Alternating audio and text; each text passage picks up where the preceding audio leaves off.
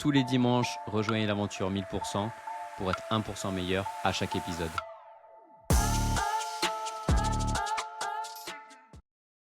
Dans le cadre de notre partenariat avec Nutri&Co, on est heureux de vous proposer moins 10% sur tout le site avec le code podcast10. Il y a un code en description. Retour au podcast.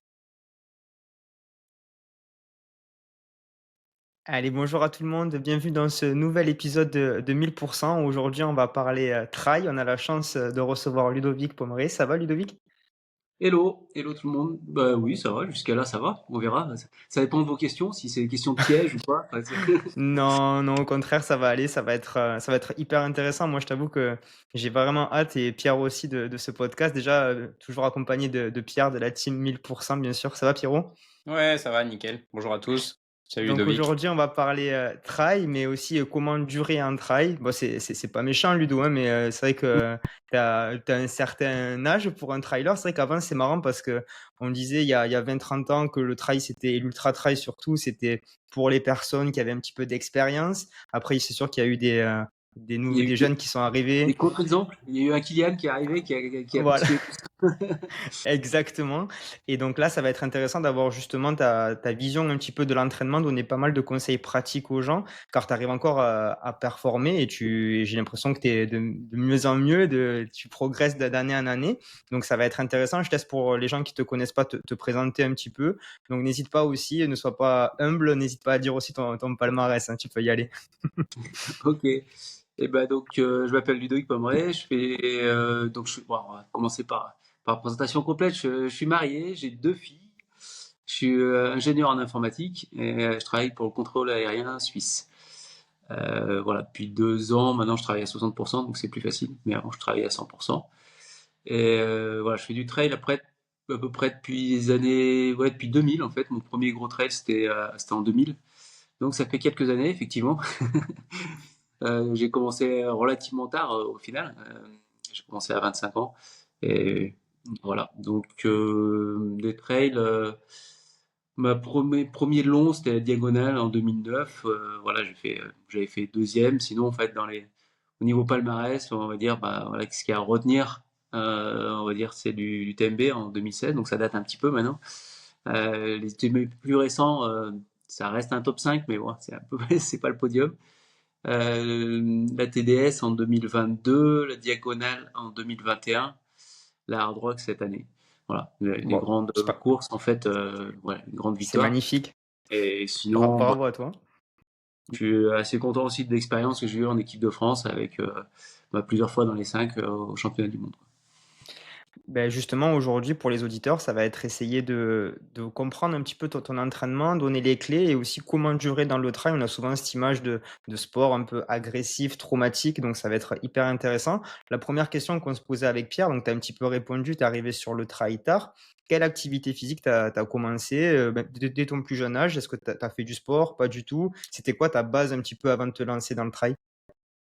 Alors, oui, j'ai quand même toujours fait un petit peu de sport, mais plutôt des sports qui étaient un peu fun, pas la course à pied, je trouvais pas très fun. Donc, plutôt les sports de glisse. Moi, j'habitais en station, donc j'ai fait du ski tout jeune, et puis après, ça a été une grosse période snowboard, windsurf, voilà. Et puis après, ça a été trail et ski alpinisme. Donc après, passer directement en fait dans l'endurance quoi.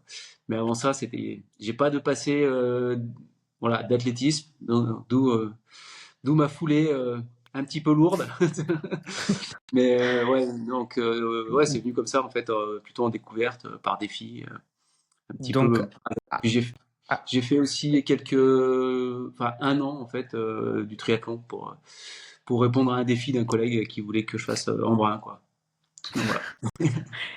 et à quel âge tu as commencé les sports d'endurance alors, pour être un peu plus, précis, pour avoir à peu près une estimation, vers 17 ans, 18 ans ou quand même un petit Ah peu non, non, avant? c'est vraiment 25 ans, c'est quand j'ai voulu m'inscrire en fait sur ce trail, enfin qui m'a mis un petit peu dans le bain, le trail qui partait de mon village à Valor. Et voilà, c'est là où j'ai commencé quoi. Et c'était un trail qui faisait 106 km et voilà, ça m'intéressait d'aller en défi, de le faire en marcheur et puis bah, je pars ici. Et c'est vraiment là où j'ai commencé quoi. Voilà. OK. Il y a Bon, beh, mes beaux-frères qui m'ont un peu lancé dessus parce qu'eux ils faisaient de l'athlé et puis il y avait un petit peu Ouais, je pense que c'est juste dans les années 2000, 99, il y avait un petit peu des montées sèches quand tu vois, dans les refuges, on appelait pas ça des trails en fait. Et voilà, il m'avait lancé un petit peu là, un peu le défi quoi. Moi qui n'étais pas sportif, on va dire en fait, et eux qui faisaient de l'athlé, donc ouais, d'aller challenger un peu quoi. C'est vrai que ça paraît incroyable de commencer aussi tard et d'arriver, à performer. Donc pour les gens qui nous écoutent et qui peut-être débutent depuis quelques années, donc soyez assidus et ça va payer, un jour ou l'autre. Et c'est vrai qu'on se posait aussi la question. Ouais, Pierre, vas-y. Non, non, fini, fini, fini. Ah, J'interviendrai excuse-moi. après. Moi, Pierre, on en parlait avec Pierre justement, c'est tu quand même une carrière maintenant, ça fait combien de temps? Ça fait bon 20 ans de trail à peu près, c'est ça, en gros? Ouais, ouais, ben, ouais, ouais, j'ai commencé en 2000, mais vraiment plus assidu 2003, 2004, ouais. Ce Ouais, qu'on donc se 20 demandait ans. comme question, comment tu as fait évoluer tes entraînements? Si tu avais des choses un petit peu à refaire, comment est-ce que tu les referais de la même façon? Est-ce qu'il y a des choses que tu améliorerais? Au niveau de la planification, plus de la saison, est-ce que tu as évolué vis-à-vis de ça? Par exemple, sur un événement, tu te prépares pour cet événement-là et tu construis un entraînement autour, ou est-ce que c'est plus du volume, du volume, du volume? Alors justement, au début, en fait, je te disais que j'étais un peu venu sur le trail aussi en défi. Et les défis, c'était cette course qui est dans mon village, qui faisait 106 bornes que j'ai pas réussi. Après, j'ai commencé à m'entraîner un peu, à me blesser, voilà.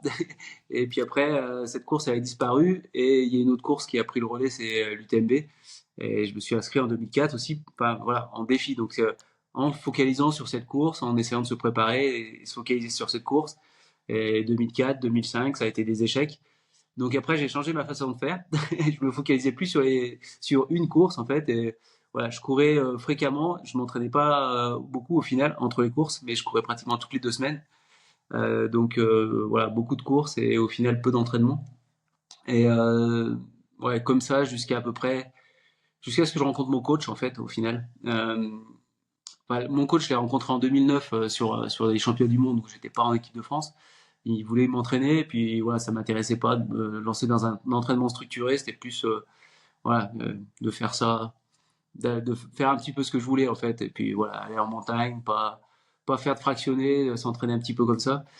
Et du coup, en fait, quand j'ai été sélectionné la première fois en équipe de France pour les championnats du monde en 2015, j'ai repris contact avec Philippe Propage, qui était sélectionneur.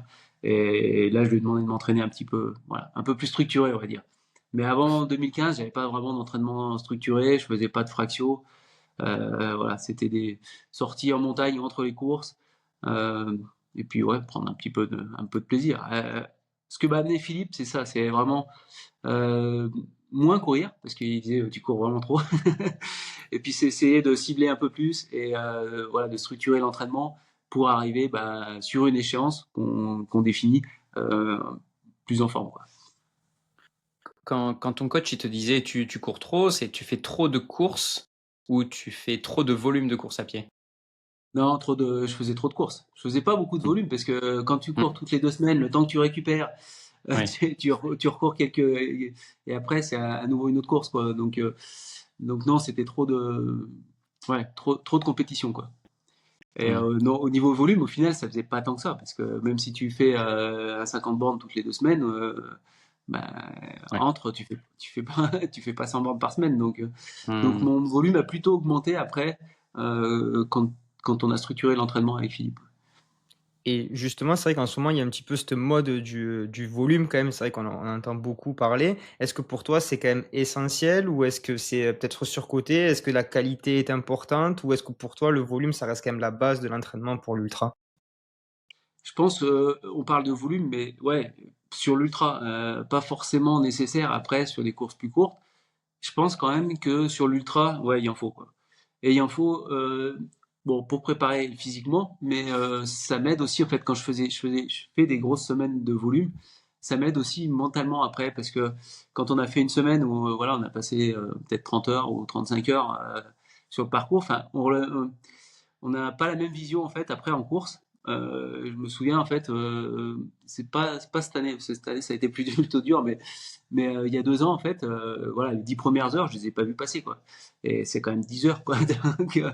Donc c'est aussi ça en fait, c'est tu changes un petit peu, enfin plus t'en fais, plus tu relativises un peu le temps que tu passes sur la course. Et ça m'a aidé un peu mentalement aussi quoi. Mais je pense que physiquement, pour l'ultra, c'est quand même nécessaire. Après, voilà, si on reste sur une distance marathon, maratrail, peut-être qu'il y a moins besoin de volume et la part du fractionné est peut-être plus importante. Maintenant, le fractionné, j'en garde, que ce soit du fractionné plat, on essaye de garder des séances de vitesse, même si la vitesse elle baisse. Et voilà, séance de vitesse sur du plat et séance de côte, séance de descente, enfin, il y a un petit peu de tout, quoi. Donc, pour essayer de rentrer un petit peu dans le détail, tu as un événement clé dans ta saison ou peut-être 2 on va dire et comment tu vas ensuite construire ton volume? Est-ce que plus tu es loin et plus tu vas faire des choses qui ont rien à voir comme par exemple du vélo, du renfo et après faire de plus en plus de volume pour arriver au volume max un mois à peu près avant ta compétition? Ou est-ce que tout le temps tu cours? Est-ce que tu as une logique avec ton entraîneur? Comment vous construisez un petit peu, pour les auditeurs notamment qui ont pas trop de coach, je pense pour la plupart, pour leur aider à planifier un petit peu un événement? Oui, bah, donc normalement, on établit un petit peu début de saison. Alors après, il peut y avoir quelques changements, mais on établit les grandes lignes, les échéances où bah, on a envie d'être un peu performant. Bah, cette année, c'était sur la rock parce que c'est difficile d'avoir un dossard. Et après, je voulais quand même retourner sur l'UTMB pour les 20 ans de ma première participation. Donc voilà, c'était deux objectifs dans la saison. Et puis avant ça, bah, il y avait voilà, deux courses, on va dire deux préparations. Voilà, je lui avais défini ces deux objectifs-là à Philippe. Il m'a dit, bah, faut que tu trouves une course en fait vers avril, et puis que tu refasses une course en mai, quoi. Donc voilà, donc c'est pour ça que tu parlais de Saint-Victoire. J'étais en off tout à l'heure, donc j'ai été Eh oui. à Saint-Victoire, qui est une course assez technique. Et puis après, bah voilà, j'ai eu l'occasion d'aller en Argentine, mais ça c'était ouais, oui, c'était une occasion, donc on y a été, quoi. Mais voilà, c'était ça, c'était d'avoir une course en début de saison, après ma saison de ski alpinisme, avoir une course en fait 40-50 bornes, et puis après un peu plus long en fait en mai, autour de 100 km, donc c'est ce qu'on avait ciblé, bon ça faisait 130, et voilà pour préparer après, c'est un petit peu une montée aussi dans la compétition, une montée un petit peu en charge. Et ça traditionnellement, c'est un petit peu ce que je faisais, c'est qu'en début de saison, je faisais des courses un peu plus courtes, aussi parce que pendant la période hivernale, c'est une période où voilà, je cours moins, mais on se focalise un peu plus aussi sur la vitesse, quoi. Et voilà, sur cette période-là. Et du coup, on met un petit peu à profit bah, sur les courses un peu plus courtes. Et après, on augmente bah, les distances pour aller vers les courses qui m'intéressent plus maintenant, les longues distances, quoi. Pierre? Et justement, dans cette période hivernale, qu'est-ce que tu vas chercher? C'est quoi l'objectif? Tu diminues du coup forcément ton volume de travail en course à pied pour décharger au niveau articulaire, pour récupérer. Qu'est-ce que tu vas chercher à faire et qu'est-ce que tu vas chercher à enlever justement pendant cette période-là? Ouais, donc c'est pas une pause, c'est vraiment une hivernale parce que du coup, en fait, je fais quand même toujours pas mal de sport en Je me hiver, doute, sauf ouais. que c'est le ski alpinisme qui est mon sport principal. Et les week-ends, je fais que ça. Quand je suis en vacances, je fais que du ski. Et en fait, on travaille un peu la vitesse sur quand je vais au travail, quand je suis à Genève, parce que voilà, je suis réparti entre deux logements et en montagne à un côté de Genève, même s'il y a des montagnes pas très loin. Et du coup, on profite de ces périodes où je vais au boulot pour aller, voilà, pour travailler le plat et la vitesse. Et ça permet, bon, c'est important quand même de garder la course à pied parce que quand vraiment on coupe complet, c'est vraiment difficile après à reprendre. Mais de limiter un petit peu, ça permet de récupérer un petit peu quand même des traumatismes voilà, articulaires, enfin décharger un petit peu tout ça, toutes les tensions. Et puis le ski alpiniste, c'est aussi un bon complément, quoi. Donc ça me permet de travailler plus en douceur, en fait, aussi du volume, sur des efforts qui sont relativement courts par rapport à l'ultra, parce qu'une course de ski alpinisme, ouais, ça peut aller très court, en fait, hein. Ça peut aller de 30 minutes à mais maxi 3 heures, 3 heures et demie. Donc voilà, c'est des courses qui sont relativement courtes.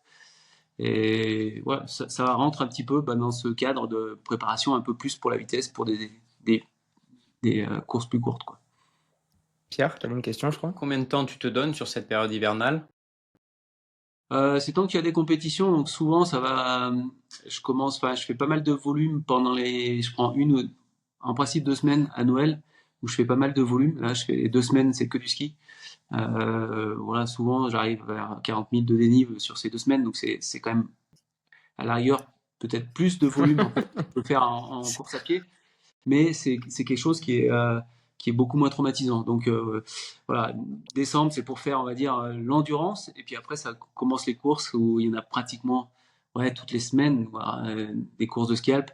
Donc jusqu'à la grande échéance qui est la Pyramenta en fait, qui est mi-mars. Et voilà, encore une ou deux courses, mais jusqu'à fin mars, on va dire, hein, en gros. Des fois, j'alternais un petit peu. Dans le passé, je faisais un petit peu des trails blancs. Il y en a un peu moins maintenant, ou j'en fais en tout cas un peu moins. Ça m'est arrivé aussi de couper, d'intercaler le Ventoux entre, soit juste avant la pierre, soit après la Pyramenta. Donc voilà. Voilà, la période, c'est à peu près jusqu'à ça, jusqu'à début avril, quoi. Et tu disais de maintenir un volume de course à pied et des séances aussi de qualité et de vitesse. Comment est-ce que tu peux nous en donner quelques-unes? Qu'est-ce que tu fais? C'est du fractionné très court sur du 30 secondes, 1 minute, ou tu travailles plus sur 1 kilomètre à une bonne allure? Comment tu articules ça et comment tu fais? Alors ça, va falloir faire un podcast avec mon coach. C'est lui qui, c'est lui qui gère Après, ça. c'est Non, toi mais qui fais les séances, donc ça va. Tu oui. sais à peu près. Non, mais voilà, traditionnellement, quand je reprends la course à pied, donc en principe c'est début janvier, quand je reprends la course à pied, on recommence avec du fractionné à plat et court, quoi. Donc Ok. plutôt des 30 secondes en fait. Il me fait faire souvent des séries de 30 secondes. Euh, Ça peut être 12 fois, des fois c'est 3 fois 12 fois 30-30. Voilà, mais c'est une reprise et puis après il va augmenter petit à petit en fait la durée avec des 1 minute et ça peut après ça peut aller plus sur du seuil sur des 3 ou 4 fois 6 minutes. Là aujourd'hui j'ai rien, là, je revenais de courir mais j'ai fait un 3 fois 5 minutes mais je suis vraiment collé par contre mais bon ça c'est j'ai pas voilà, c'est pas encore ma préparation hivernale mais bon on essaie de maintenir un petit fond de panier quoi on va dire. T'as bien Mais raison. Et c'est vrai que tu fais beaucoup de ski alors? Et on entend beaucoup le vélo, le renforcement musculaire aussi pendant cette période-là. Est-ce que c'est des choses que bon, le vélo peut-être c'est difficile, avec la neige, peut-être l'hiver, mais est-ce que le renfort tu en fais à cette période-là ou toi c'est pas trop ta sensibilité? non, alors pas de renfo, pas de muscu, non. J'ai demandé à mon OK. coach, je lui ai dit avec ce que tu fais, il y a pas, voilà, il voit pas d'intérêt de faire du renforcement. Le scalping c'est un sport complet où on travaille le haut du corps aussi, haut et bas du corps, donc ça prépare aussi en fait l'utilisation des bâtons pour l'été. Donc c'est un bon avantage. Et en dehors de ça, j'ai voilà, même si c'est pas de la course à pied, pas du scalp, j'ai quelques activités physiques. Là, je fais de la maçonnerie, donc du renfort, la PPG portugaise, ça marche bien aussi. Et le vélo, est-ce que tu en fais un petit peu dans ta saison quand les beaux jours arrivent ou pas spécialement? Alors oui, même si je travaille à 60%, c'est souvent plus compliqué de faire du vélo. Cette année, le temps était quand même bien pourri aussi au printemps. Donc j'en ai pas fait beaucoup. C'est peut-être une saison où, depuis que je suis avec Philippe, où j'ai fait le moins de vélo. Parce que Philippe met pas mal de sorties vélo, ouais. Mais c'est un peu plus chronophage, c'est plus compliqué à caser. Et puis voilà, moi je suis pas un fan de vélo. S'il pleut, je vais pas faire, voilà, je remplace par de la course à pied. Je préfère aller courir 1 heure que 2 heures de vélo sous la pluie, quoi. Donc, mais sinon, oui, il en met quand même pas mal. Mais cette année, ouais, par la force des choses, et plutôt en fait la préparation que je voulais faire sur la hard rock, j'ai pas fait beaucoup de vélo. Mais c'est bien de croiser pour le volume, ouais. Est-ce que c'est des séances spécifiques, des fois force, qu'on peut faire? On entend beaucoup ça aussi un petit peu dans cette période, hivernale où on fait des séances force sur vélo avec un gros braquet et on va envoyer. Est-ce que c'est le type de séance que tu fais de temps en temps ou c'est plus des sorties longues pour mettre du volume, habituer le corps à travailler? Ou les Non, 2 c'est peut-être? plus sortie longue ou sortie récup. Ça peut aussi être sortie après une course, en fait, voilà, pour faire tourner les jambes, pour éliminer. Non, je fais pas de force. Philippe, il me met des sorties vélo, mais pas, j'ai pas d'objectif normalement sur ces sorties. Il me met voilà 2, 3, ou des fois 5 heures de vélo, mais pas de séance dessus quoi. Les séances, on les fait spécifiques en course à pied. Et donc, comme je te dis, je fais du ski l'hiver, donc pas de vélo l'hiver, pas d'autres traîneurs non plus quoi. OK. Et c'est vrai qu'on n'y pense pas. Ah pardon, vas-y Pierre.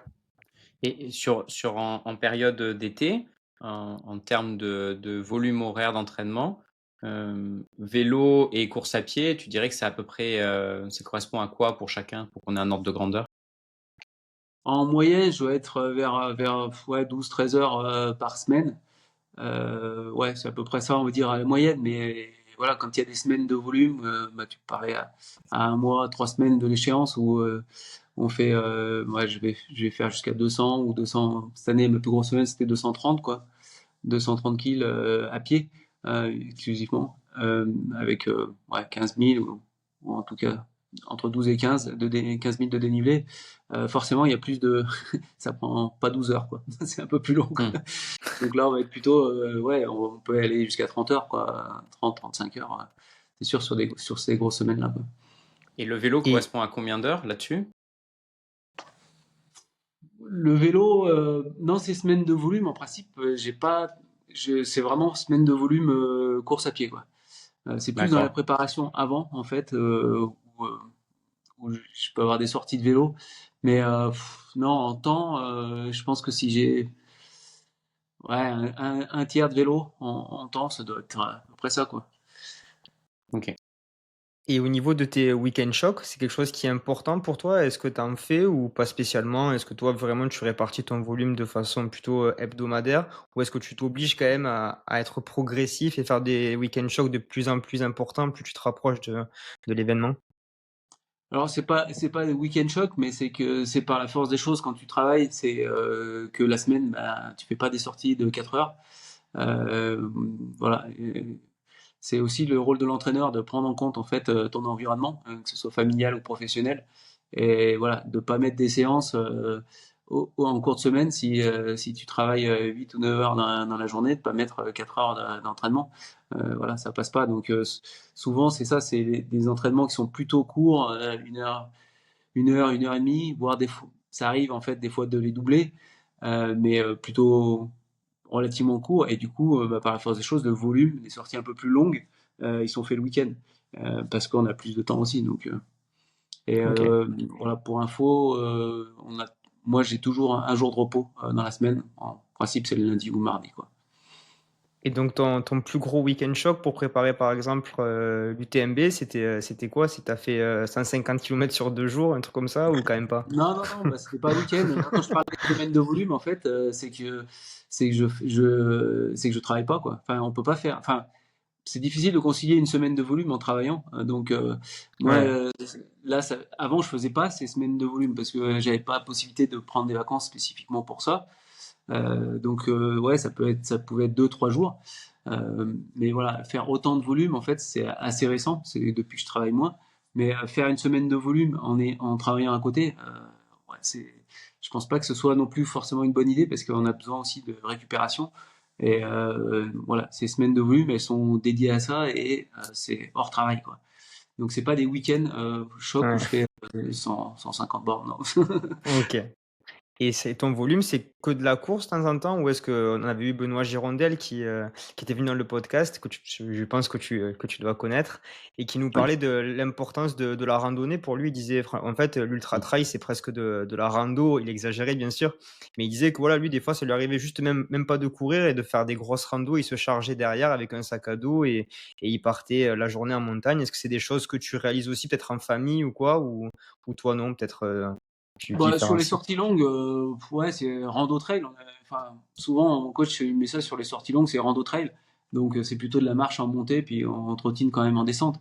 Après, là, pour préparer la hard rock, du coup, tu parlais de rando. Bah, j'ai fait de l'itinérant avec ma tante et de sac sur le dos. Et ouais, donc là, tu cours pas beaucoup, beaucoup en descente. Enfin, je trottinais quand même un petit peu, mais voilà, quand on a 10 kilos sur le dos, un peu plus, c'est un peu plus compliqué. Donc oui, j'en fais aussi, mais ça fait partie en fait des sorties qui sont à faible intensité, quoi, mais assez longues. Ouais. Ouais. Donc De ouais, toute façon ça fait partie de l'entraînement. Ouais. et la majorité de tes séances quand même, c'est de la basse intensité, non? Pour encaisser des tels volumes? Ou est-ce qu'il y a quand même un peu des séances d'intensité à l'intérieur aussi de ces semaines-là qui sont intenses? Alors, dans les semaines volume, non, en principe, il n'y a pas il y a pas d'intensité.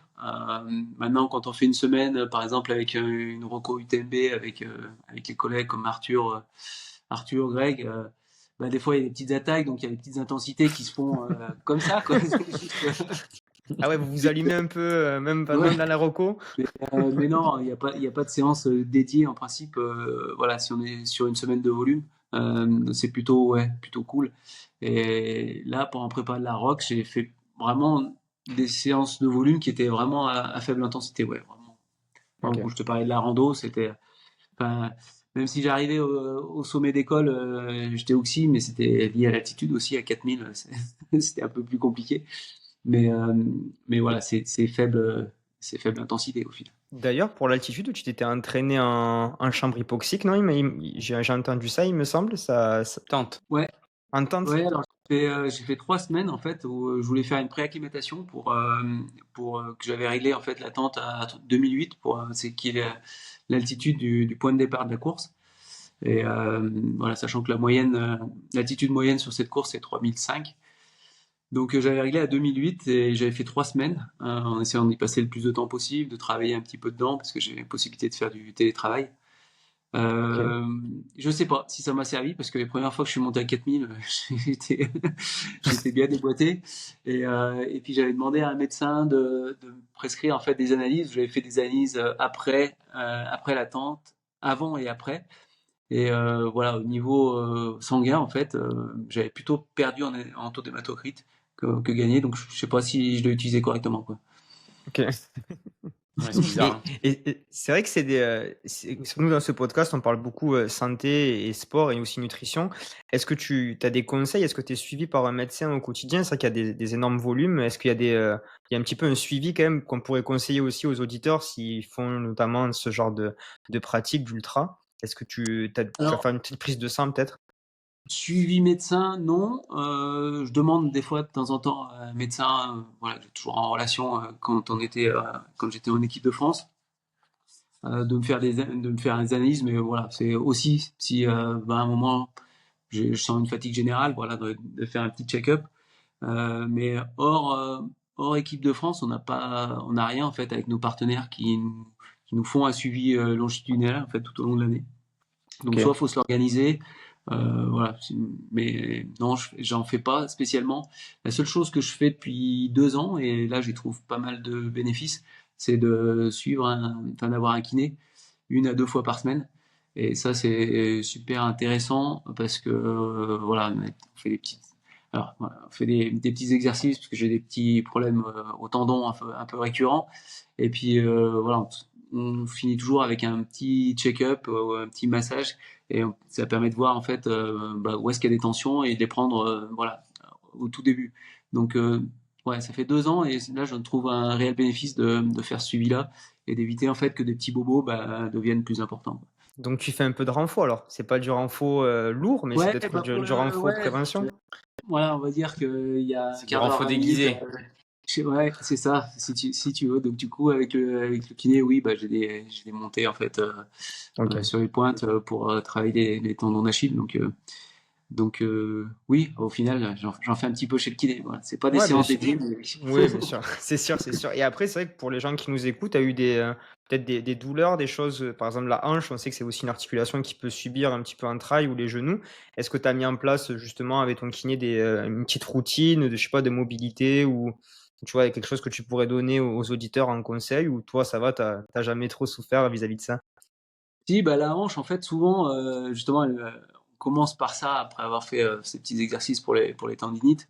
Elle commence par ça en fait, à faire un petit check du bassin et souvent il y a il y a toujours un qui est pas bien en place.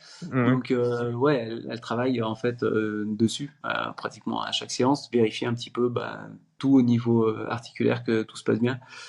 Et voilà donc et je vais voir de temps en temps aussi, surtout à l'approche de grandes échéances, je vais voir 3 4 semaines avant un ostéo, voilà, pour faire un petit check aussi. Ok. Donc Et, oui, c'est inclus en fait dans ces séances de kiné, quoi.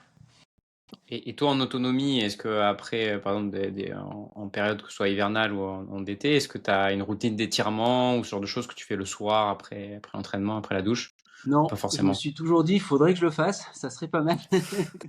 Mais non, je ne m'astreins pas à ça. Et puis même ma kiné, des fois, fait des exercices et puis quand je la vois la semaine d'après, je les ai pas fait, quoi. Tous les mêmes, hein, c'est abusé, c'est tous les mêmes. Parce que moi, on est kiné avec Pierre, hein, c'est pour ça, on envoie des patients comme toi, t'inquiète. Hein. Et Non, alors, mais si, des gros pépins ou pas?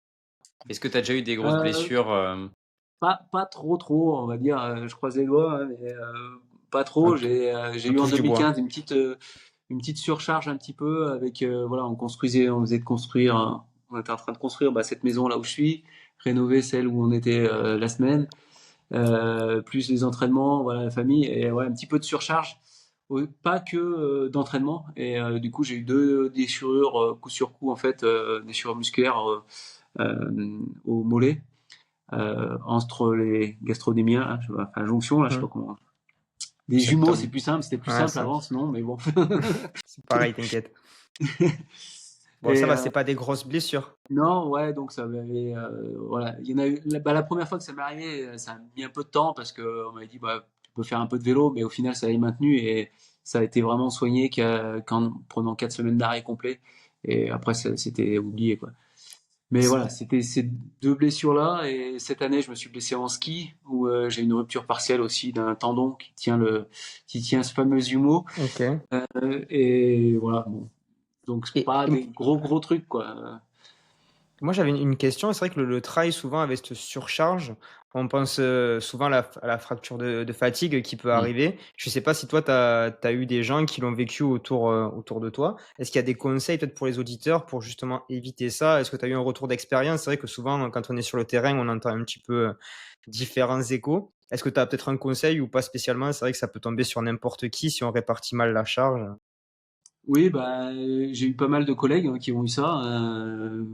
Aurélien du Lampalais, en fait, est assez sensible à ça. Il en a eu quand même quelques-unes. Enfin, il y en a plein. Je connais pas mal de coureurs hein, qui ont eu ça. Souvent, ouais, c'est des gens qui chargent quand même pas mal aussi, quoi. Mhm. Et voilà, il y a il y a des coachs qui chargent plus ou moins, et en fonction du passé de l'athlète, ça va passer ou pas, ou il va falloir un petit temps d'adaptation, quoi. Donc Ok. là, je pense que c'est aussi un petit peu de la responsabilité du coach d'avoir le passé de l'athlète et puis de mettre les charges en conséquence. Maintenant, le surentraînement, des fois, je ressens que je suis en surentraînement. Quand on fait des semaines de volume, je sais que je suis en surentraînement. C'est peut-être aussi ce qu'on vient chercher. Maintenant, c'est pas y rester trop longtemps. C'est faire attention à ça. Et après, les symptômes du surentraînement, elles vont être différentes chez chacun. Je sais que chez moi, je ressens que je suis en surentraînement quand j'ai du mal à trouver mon sommeil. Parce que en principe je dors assez bien et voilà, pour info je rogne pas trop non plus sur mon temps de sommeil. Donc c'est pour ça des fois la semaine je fais pas des grands entraînements parce que je veux pas au final faire des nuits à 5 heures. Et mon coach me dit souvent, et ça je vais l'écouter, que voilà, la récupération, le sommeil, ça fait partie aussi de l'entraînement. 20 ans de trail et si peu de blessures. Comment est-ce que tu Des expliques tendinites, ça? j'en ai quelques-unes là qui sont un peu récurrentes. Et puis ouais, au début en fait, j'ai eu pas mal de chevilles en fait, entorse de cheville. Voilà, je l'avais pas mentionné. Maintenant, j'en fais plus trop. Donc, je croise les doigts aussi. Mais tendinite, ouais, c'est assez récurrent. Peut-être que c'est lié, c'est Halloween, donc c'est peut-être lié aux sucreries que je mange aussi, quoi. Enfin, voilà, au niveau nutrition, en dehors de la course, sur la course, Ouais. j'essaie d'être assez structuré avec, en plus cette année avec mon changement de partenaire. Maintenant, je suis chez NAC et on a structuré un peu plus ma nutrition de course. Mais en dehors de la course, je garde quand même quelques libertés et j'ai peut-être quelques excès dans certains domaines qui sont pas forcément bons pour la pour le trail.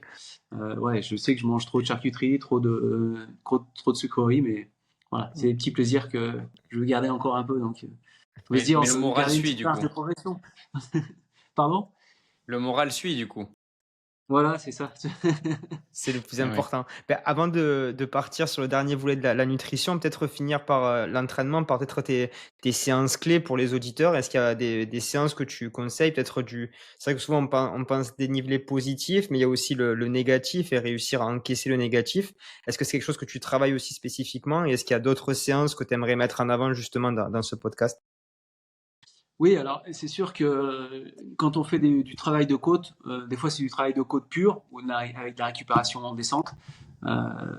Et puis des fois j'ai des entraînements où on va faire la séance, un fractio, par exemple, ça peut être un 8 minutes en côte, donc 8 minutes c'est déjà assez long, et en descente aussi à bloc, enfin ouais, maîtrisé, mais tout de suite après les 8 minutes.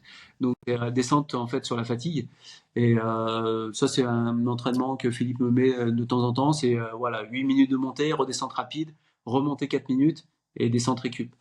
Voilà, ça permet d'entraîner un peu la descente sur la fatigue de la montée.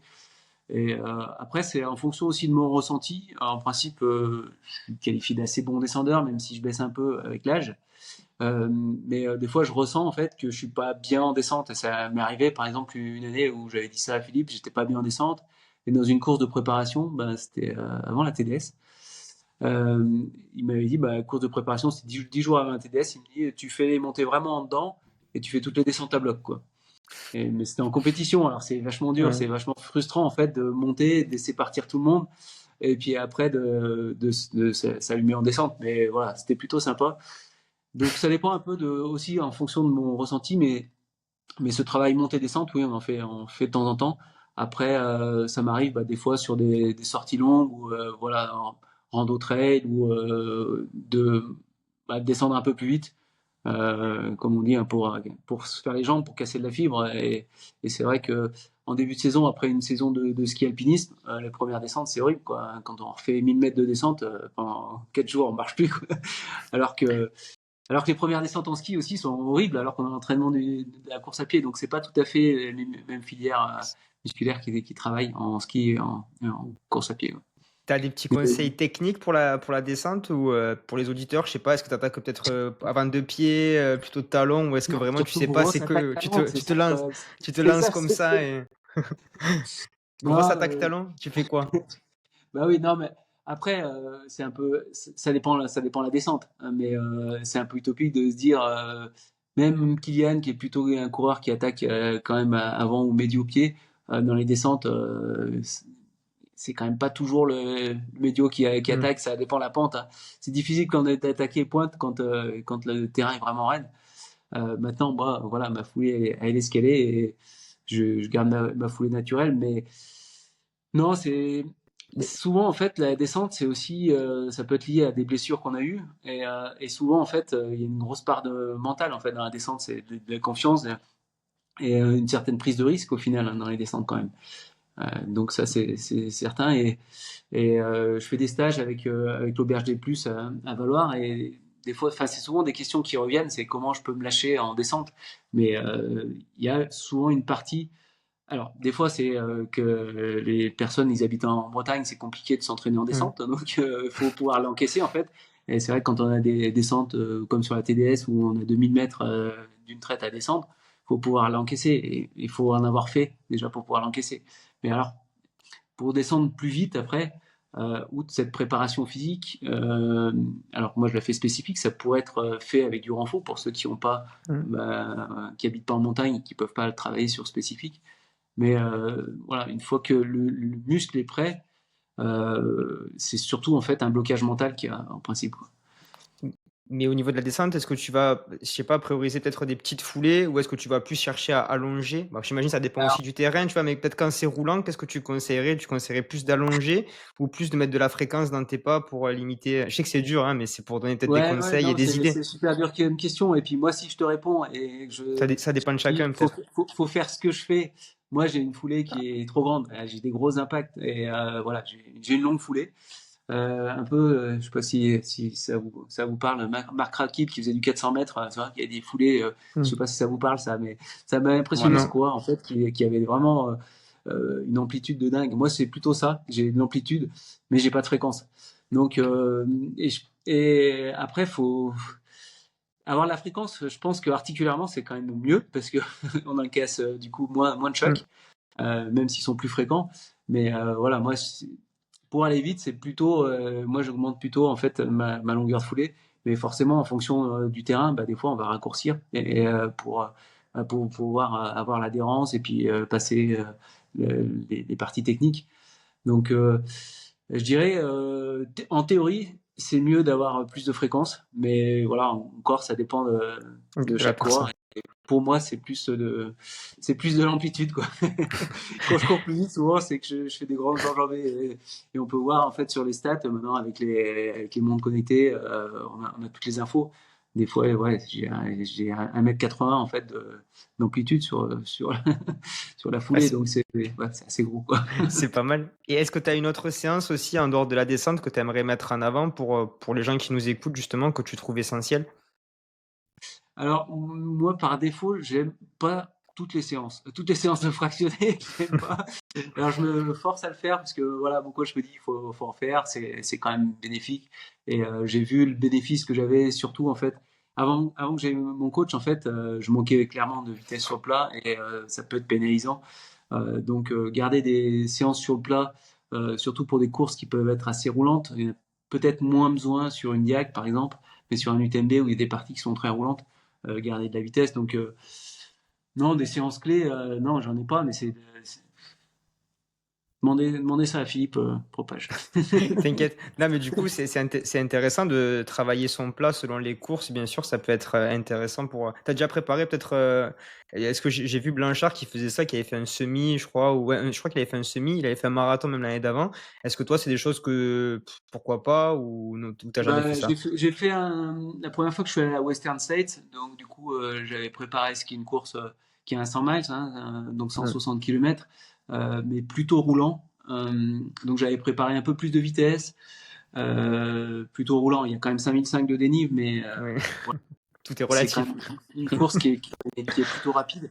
Donc j'avais préparé un peu plus vitesse et en préparation j'avais accompagné mon beau-frère, j'avais dit que je faisais son paisseur sur un marathon. Donc voilà, il m'avait demandé une vitesse et je lui ai dit bah, je vais essayer de tenir le semi-marathon. Au final, bah, j'ai pu tenir le marathon.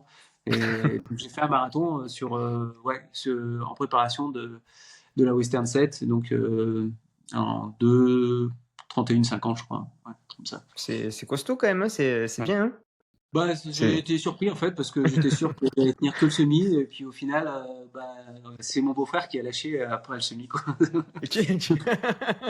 Et il a fini Donc la course. Il a explosé, le pauvre. j'ai rapproché 2 fois, mais et après, bah, j'ai terminé ma course et voilà. Ouais, c'est beau, belle perf. Et c'est vrai que bon, du coup, s'il y a pas d'autres je sais pas si tu as une dernière question, Pierrot, sur l'entraînement peut-être? Excuse-moi. Non, je pense qu'on peut passer sur la nutrition, mais moi, c'était plus sur la récup. On peut l'avoir un peu maintenant.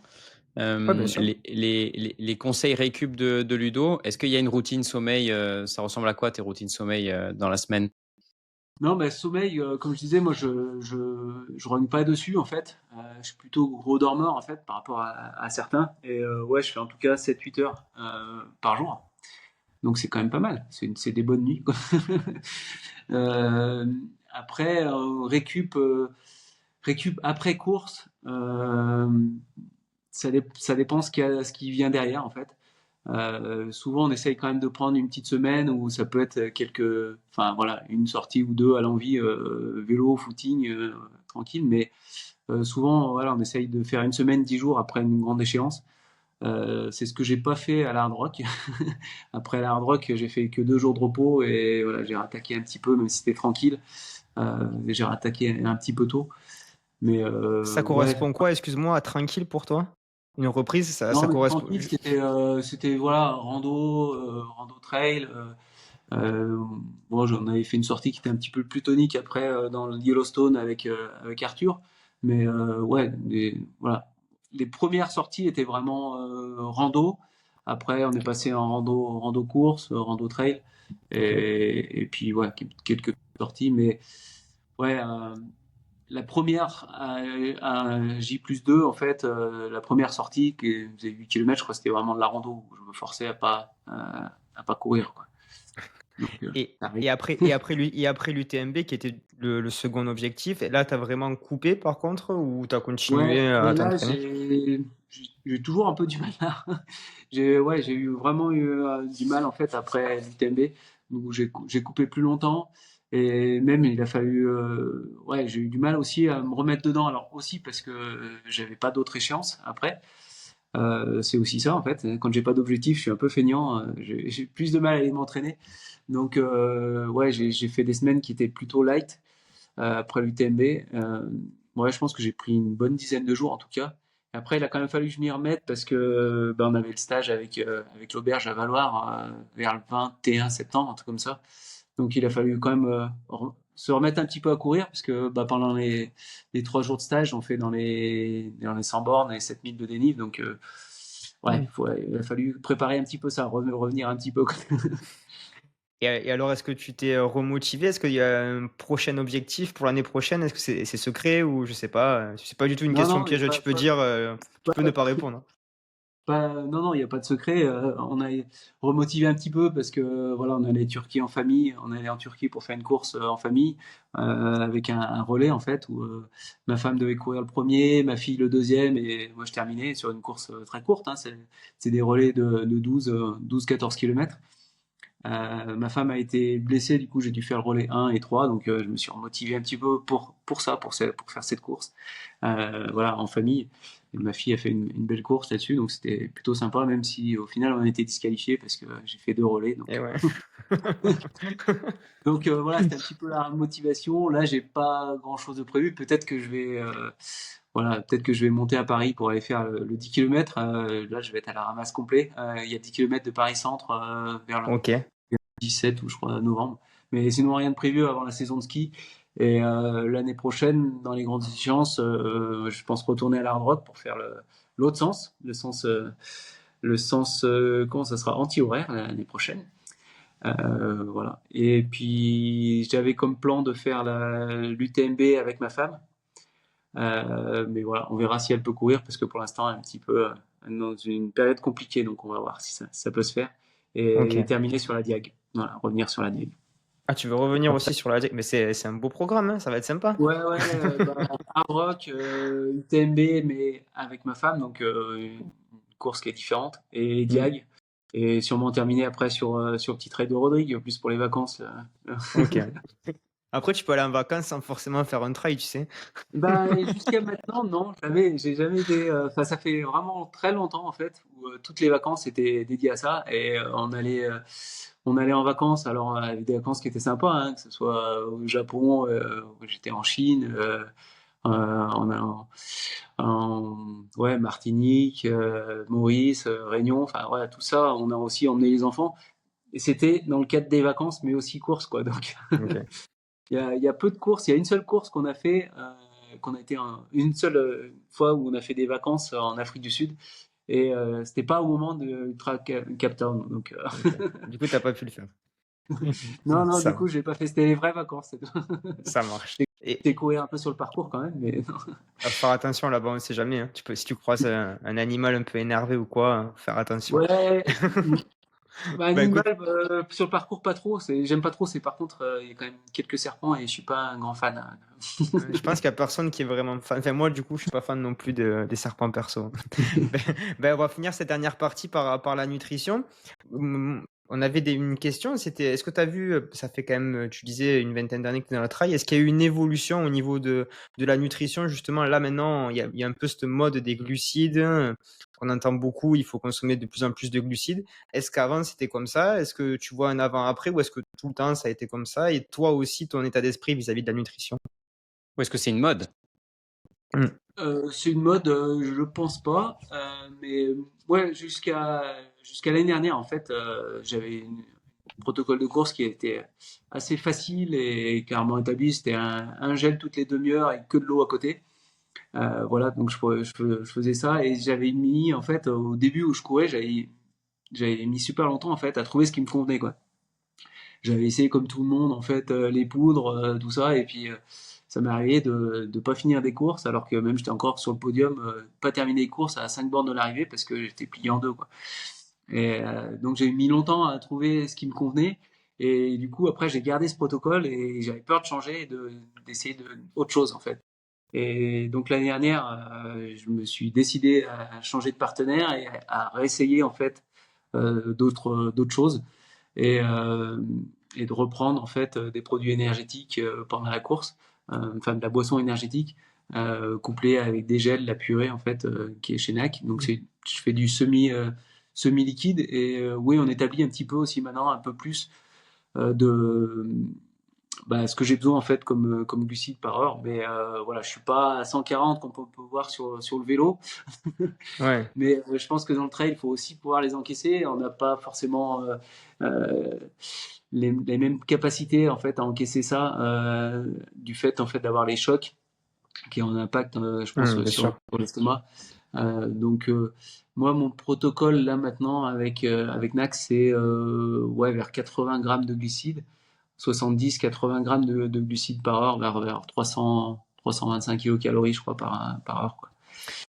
Et- Sachant que dans les produits NAC, on n'a pas que des glucides en fait. C'est des produits qui sont faits pour l'ultra. Donc on essaye de tenir en fait à peu près voilà, entre 60 et 80 grammes de glucides, mais il y a aussi un apport de lipides et de protéines pour l'ultra, quoi. Peut-être Dès la moins première heure? besoin sur le court, mais sur l'ultra, je pense que c'est quand même quelque chose qui est important aussi, quoi. Tu fais Pierre? ça dès la première heure, Ludovic? Ouais, dès la première heure, voilà, en fonction des courses, je pars pas forcément avec un repas dans le ventre avant. Ça dépend de l'heure de la course. Mais voilà, c'est une course qui part tôt le matin. En allant sur la ligne, je prends soit un gel, soit une compote. Voilà, dès la première heure. Ouais. Et est-ce que tu as une stratégie en termes de parcours? Par exemple, on sait qu'en descente, c'est là où il y a beaucoup de chocs. Est-ce que, par exemple, tu vas prendre ton gel peut-être avant ou non, c'est juste toutes les demi-heures que tu vas gérer? Ou est-ce que tu as un peu cette stratégie-là de beaucoup de chocs en descente et je vais essayer de m'alimenter bien avant pour pas avoir une digestion ou non? Pas de souci, t'inquiète. Oh, là, qui est Ouais. revenu. Ça a Ah arrêté oui, là. ça a Euh, coupé, ça a repris. Non, c'est bon. non, Ok. c'est bon, c'est bon, c'est bon, tu peux continuer. Ouais, donc T'inquiète. j'avais un appel, je sais pas si elle va Non, répondre, ma femme alors. ah, t'inquiète. Euh, ne- non, j'essaye d'être plutôt régulier en fait. Donc on a établi un peu le plan de course par rapport surtout en fait aux aid stations qu'on va avoir, quand est-ce que je vais pouvoir recharger et être autonome entre ces parties-là. Mais oui, j'en tiens quand même compte. J'essaye, voilà, en fin de descente, de préparer la prochaine montée. Mais voilà, j'essaie quand même d'avoir une alimentation constante et c'est quand même pas lié qu'au profil, quoi. Parce que si on se fie qu'au profil, à un moment, je pense qu'il va y avoir un trou, quoi. Donc Ouais, c'est sûr. souvent, en descente, ça peut être des moments en fait où c'est plus facile de manger, ou l'inverse. En fait, des fois, sur des descentes hyper techniques, enfin voilà, il n'y a pas non plus, enfin, on est trop focus dessus et on va peut-être oublier un petit peu de manger. Mais c'est pour ça que je mets aussi, enfin, j'essaye de mettre un petit peu aussi. Il y a une alarme nutrition en fait sur ma course. C'est juste que je le prends pas forcément, voilà, quand l'alarme vient, mais ça me permet de me dire, ouais, quand est-ce que la dernière fois que j'ai mangé autre chose que mon produit énergétique en fait, que mon Ok. eau, comment Ton t'appelles eau ça? talenta. Ouais. Wow, Voilà. Parce peu que importe. je prends de l'eau en fait avec le produit énergétique, mais j'ai un complément avec du gel ou des compotes quoi. Et Tu puis ouais. utilises des électrolytes ou pas, ou non? Alors j'utilisais avant quand j'étais chez mon ancien partenaire et maintenant NAC n'en fait pas et intègre en fait directement que ce soit n'importe quel produit, que ce soit une boisson énergétique, un gel ou une purée, Ok. voire des gaufres ou des barres, c'est intégré en fait euh, tous les électrolytes sont intégrés dans les produits. Donc normalement, si on prend suffisamment en fait de produits énergétiques, on a aussi les compléments. Euh, donc les compléments, enfin voilà, potassium, etc. Enfin tout ce qu'on appelle électrolytes. Donc ils s'en font pas spécifiquement. Maintenant, à voir sur des courses comme la Western par exemple où il fait très chaud, si c'est suffisant. Donc j'étais pas chez NAC quand j'ai fait mes Western et j'avais pris de l'électrolyte à ce moment-là. Ouais. Ok. Et au niveau des entraînements, comment tu fais? Est-ce que tu as des entraînements où tu vas charger en glucides pour justement t'habituer et d'autres où peut-être au contraire tu vas essayer de presque partir à jeun? Est-ce qu'il y a un sens pour toi à faire les 2 ou est-ce que tu es que sur une stratégie glucidique? Alors, ça m'arrive de partir à jeun, souvent par fainéantise. Et puis voilà, si j'y vais le matin, c'est que j'ai pas déjeuné, je pars, je me lève et puis je pars direct. Et puis je vais m'alimenter en cours. Alors ça dépend, mais souvent en entraînement, je m'alimente peu au final. Et je pense que c'est une erreur quand même, parce que d'être bien alimenté, je pense que ça facilite aussi un petit peu la récupération. Mais ouais, je sais pas. Sur la hard rock, par exemple, je me souviens du premier jour où je suis parti, et j'ai dû manger 3 gaufres, et j'ai fait 11 heures, quoi. 3 gaufres, et au final, j'ai quand même dû m'arrêter. J'ai pris un coca parce que ouais, j'étais un peu cuit. Et bon, après, j'ai perdu pas mal de poids quand même sur cette préparation. Donc ça dépend, quoi. Ça peut être une période aussi où tu veux sécher un peu, tu veux t'affûter un peu avant les courses. Mais je fais pas d'entraînement où je vais répéter mon protocole de course. Mais je pense que c'est une erreur, et je sais qu'il y a pas mal de coureurs qui le font. Mais non, je suis peut-être encore une petite marge de progression là-dessus, quoi. Après, est-ce que de partir un petit peu à jeun, je sais pas ce que tu en penses, Pierre, mais est-ce que t'améliores pas aussi ta consommation de lipides que tu peux avoir? Est-ce que tu pars pas aussi sur une autre filière? Est-ce que ça peut être aussi être intéressant de travailler ça, hein? Oui, oui, ouais, ça peut être intéressant, mais je le fais, et quand je pars à jeun et que c'est des sorties qui sont plutôt endurance, plutôt cool, je peux rester assez longtemps en fait à jeun. Si par contre c'est des entraînements où on va entrer du fractio, voilà, je m'alimente Oui, après en cours bien sûr. d'entraînement, quoi. Mais Et oui, oui, qu'est-ce oui, que je pense que c'est intéressant quand même de le travailler. Et bah, la plus grosse réserve d'énergie, c'est quand même aussi qu'on a dans les lipides. Donc oui, c'est intéressant le travail. t'es pas parti dans le cétogène? T'as pas Non, pas fait du tout, non. non. Non, et puis là, T'aimes trop le sucre. T'aimes ouais, trop le sucre, je pense. j'en ai un qui traîne là, et j'ose pas le manger parce que tu vas parler, mais. Vas-y, mange-le, mange-le. Ouais, les auditeurs, on est en période d'Halloween, donc Ludovic, il se régale. Tu sais, On donnera il pas a de marque. utilisé l'excuse, genre, ouais, il va y avoir les Ouais, ouais, enfants qui vont sonner, il faut que ouais. j'achète des bonbons. En fait, c'était que pour lui, quoi. Il y en a un là, tu es là, il y en a un autre là-bas. C'est parfait. Bah écoute, c'était complet. T'as une dernière question, Pierre, peut-être, ou pas particulièrement? Non, non, non, c'était très clair. Ah, moi, j'avais peut-être Parfait. une question sur juste les chaussures. C'est vrai, même en dehors de ton partenariat que tu as avec ton équipementier, on n'est pas du tout là pour faire de la pub, mais tu peux en faire, il n'y a aucun souci par rapport à ça. Quel type de chaussures? Est-ce que tu as vu aussi une évolution de la chaussure dans le temps au niveau du trail, et est-ce que Mm. tu la trouves positive, négative? C'est vrai que nous, en tant que kiné, on n'entend pas des choses. Enfin, il y a beaucoup de croyances un petit peu avec les nouvelles mousses. On est un peu contre tout ça. Enfin, pas contre complètement, mais on a un avis un petit peu mitigé. Toi, c'est quoi ton avis qui est vraiment sur le terrain par rapport à ça? Alors, donc je suis chez Oka depuis 2009. Donc je sais qu'il y a des kinés qui sont pas forcément ouais, pour avoir du confort en fait de l'amorti, parce que c'est ce que proposait Oka, surtout au début. Maintenant la gamme est beaucoup plus étendue, donc on peut trouver un petit peu de tout. Mais moi j'aime quand même bien ce confort en fait, bah, surtout quand on fait du long, quoi. Avoir un confort et avoir de l'amorti.